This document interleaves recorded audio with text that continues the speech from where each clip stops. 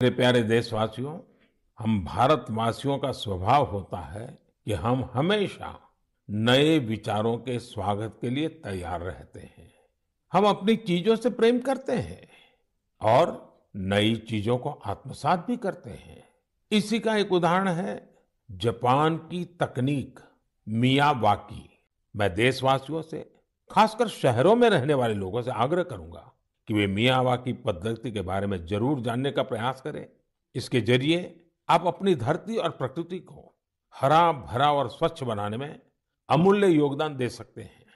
मन की बात के 102वें एपिसोड में माननीय प्रधानमंत्री श्री नरेंद्र मोदी जी ने शहरों में मियावाकी पद्धति से जंगल विकसित करने का आह्वान किया। यह बड़े हर्ष की बात है कि कानपुर नगर निगम ने वर्ष 2020 से मियावाकी पद्धति से जंगल विकसित करने का काम शुरू किया और शहर के कई स्थलों पर मिनी फॉरेस्ट विकसित भी किया है, जिसका लोकार्पण उत्तर प्रदेश की राज्यपाल माननीय आनंदीबेन पटेल जी द्वारा 30 अक्टूबर 2022 को नमो वन के रूप में किया गया। मियावाकी पद्धति वनीकरण की एक जापानी पद्धति है, जिसके प्रणेता जापानी वनस्पति वैज्ञानिक अकीरा मियावाकी हैं। तीव्र गति से शहरी वन विकसित करने का यह एक प्रभावी विधा है, जिसमें प्रदूषण को अवशोषित करने की उच्च क्षमता होती है।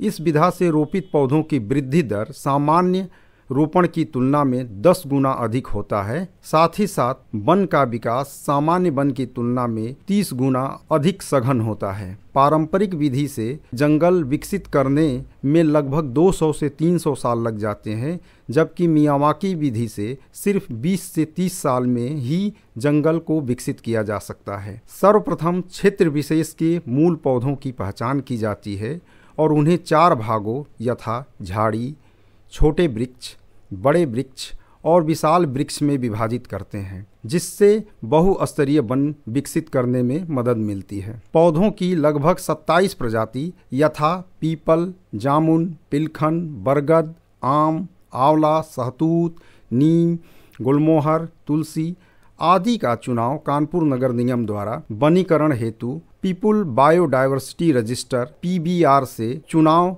कर किया गया। प्रति वर्ग मीटर 3 से 5 पौधे लगाए जाते हैं। रोपित किए जाने वाले पौधों की ऊंचाई 60 से 80 सेंटीमीटर होनी चाहिए। मुख्यतः रोपण हेतु उन प्रजातियों का चयन किया जाता है जो स्थानीय स्तर पर उपलब्ध होते हैं। स्थानीय प्रजातियों के 40 से 50% पौधे रोपित किए जाने चाहिए। उसके बाद सामान्य नेटिव प्रजातियों के 25 से 40% पौधे एवं शेष माइनर नेटिव प्रजातियों का चयन किया जाना चाहिए। सर्वप्रथम स्थल से मलबे और खरपतवार को हटाकर पौधरोपण स्थल का चिन्हांकन किया जाता है। प्रत्येक जंगल 100 वर्ग मीटर के टीले पर बनाया जाता है, जिसे 1 मीटर की गहराई तक खुदाई की जाती है। आधी मिट्टी को वापस गड्ढे में डालकर समान रूप से फैलाया जाता है। यह मिट्टी को ढीला बनाता है। इसके बाद गड्ढे में वाटर रिटेनर की एक परत बिछा देते हैं। फिर बची हुई मिट्टी की आधी मिट्टी को लेकर उसमें जड़ को बढ़ाने में सहायक चावल, गेहूं, मक्का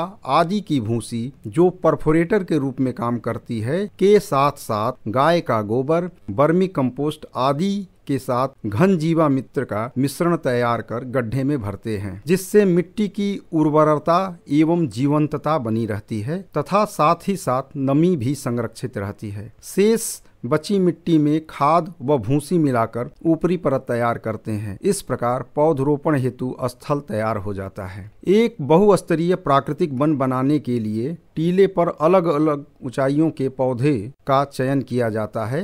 कोशिश करना चाहिए कि एक दूसरे के बगल में एक ही तरह के पौध न ही लगाए जाएं तथा एक ही पैटर्न का पालन कतई न करें। पौध लगाते समय छोटा गड्ढा खोदकर पौधे की थैली हटाते हुए उसे जीवामृत के घोल में डुबाकर गड्ढे में रख देते हैं। तने के चारों ओर घेरे से मिट्टी को बाहर ले जाएं, लेकिन मिट्टी को दबाएं या जमा न करें। एक समय में एक टीले पर 8 से 10 से अधिक लोगों को नहीं होना चाहिए, क्योंकि विचार ढीली वातित मिट्टी पर रोपण करना होता है। इन पौधों को लगाने के बाद धान की पुआल या सूखी घास की चादर पौधों के चारों तरफ फैला देते हैं।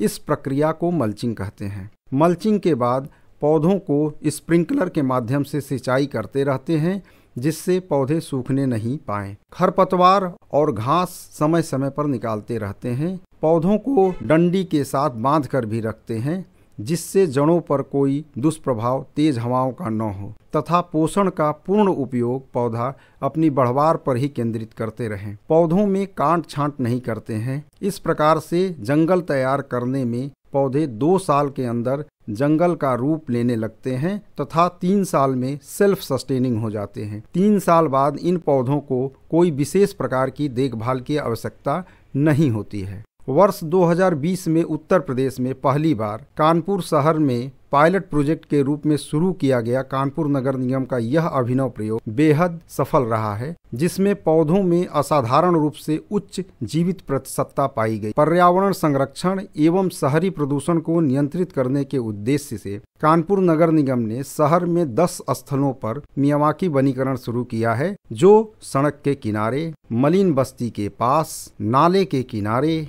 औद्योगिक क्षेत्रों में, जोनल कार्यालय के पास, अस्पताल परिसर में, गंगा नदी के किनारे और हाईवे के किनारे अवस्थित हैं। कानपुर नगर निगम द्वारा अब तक 4,06,934 पौधों का रोपण कर शहरी वनीकरण की दिशा में मजबूत कदम बढ़ाया गया है, जिसमें समय समय पर जनप्रतिनिधिगण, अधिकारीगण, स्कूली बच्चे एवं आम जनता ने इस अभियान में बढ़ चढ़कर प्रतिभाग करते हुए मियावाकी पद्धति का प्रचार प्रसार भी किया है। मियावाकी पद्धति द्वारा तैयार होने वाला जंगल हरित घनत्व को बढ़ाकर वायु को शुद्ध करने में सहायक होकर ऊर्जा का संरक्षण करने में योगदान दे रहे हैं। यह चिड़ियों, तितलियों, पंछियों का रैन बसेरा बने हुए हैं तथा ध्वनि प्रदूषण को नियंत्रित करने में भी अपना योगदान दे रहे हैं। अंत में तैयार होने वाला जंगल से सामाजिक एवं आर्थिक रूप से कमजोर समुदाय भी भविष्य में लाभान्वित होगा। मियावाकी पद्धति से वनीकरण करने की दिशा में कानपुर नगर निगम के वर्ष 2020 से अब तक के किए गए प्रयास एवं प्राप्त सफलता के आधार पर मेरा मानना है कि विभिन्न स्थलों पर जंगल तैयार करने से शहरों को हरा एवं स्वस्थ बनाने के सपने को साकार किया जा सकता है। धन्यवाद।